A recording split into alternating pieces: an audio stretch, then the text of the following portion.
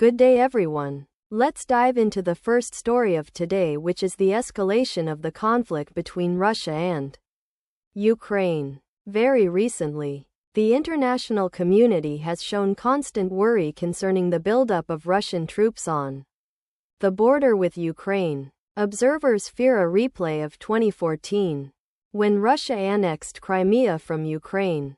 Following an armed conflict, this issue has brewed major tensions in the global political sphere. Two key factors must be noted. Firstly, Russia's possible intentions behind this mobilization, and secondly, Ukraine and NATO's potential responses. Are we on the brink of another major international conflict, or is this merely an intimidation tactic on part of Russia? This will require a closer watch in the coming days.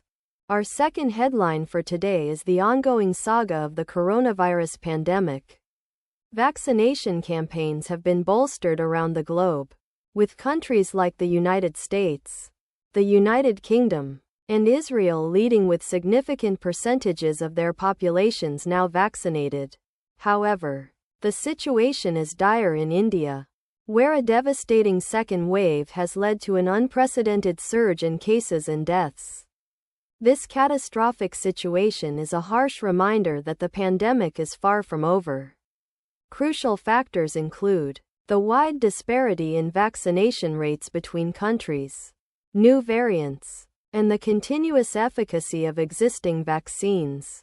In the coming weeks and months, governments and health authorities worldwide will need to join forces to ensure more equitable distribution of vaccines and a globally coordinated response to this ongoing crisis.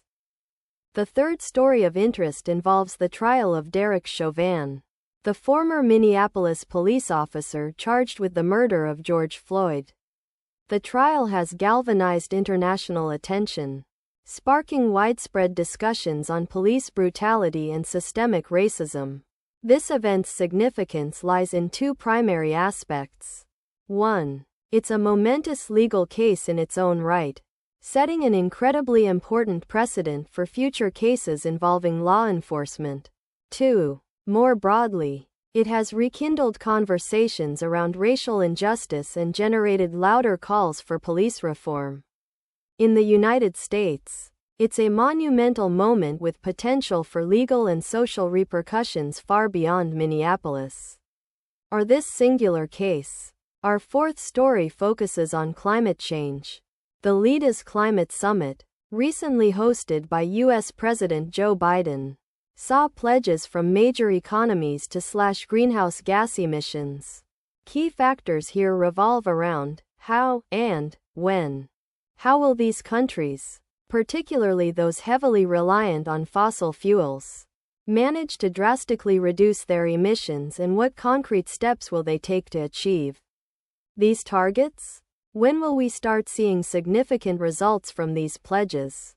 And will they come soon enough to prevent the worst effects of climate change? These questions underline the pressing urgency and the colossal task ahead to combat climate change. Our final story for today brings us to Myanmar. The political crisis following the military coup on February 1 continues to escalate, with ongoing protests and a brutal military crackdown.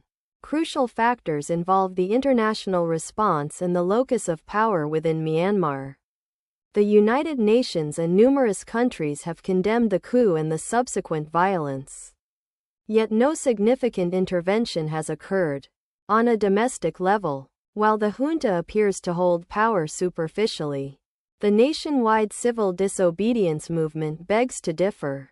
Their resilience in protesting and striking could exert considerable pressure on the military's factions. The outcome remains uncertain, signaling that the coming weeks may prove critical in determining Myanmar's future.